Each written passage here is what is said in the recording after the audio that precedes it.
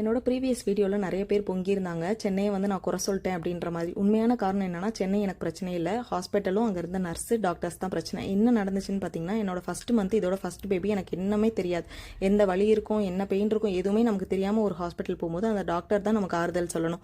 So அவங்க கொடுக்குற appointment பார்த்தீங்கன்னா 1.5 மாதம், அப்புறம் 3 மாதம். அந்த 1.5 மாத கேப்பில் வாமிட்டிங்கு, நாசியா, எனக்கு ஸ்டொமக் பெயின், பிரெஸ்ட் பெயின், பயங்கர கழுத்து வலி எல்லாத்தையும் தாண்டி தான் போய் டாக்டர்கிட்ட உட்காரோம். அதுக்கு ஆறுதலாக 4 வார்த்தை பேசுறதில்ல. சரி, அது கூட இருந்துட்டு போகுது.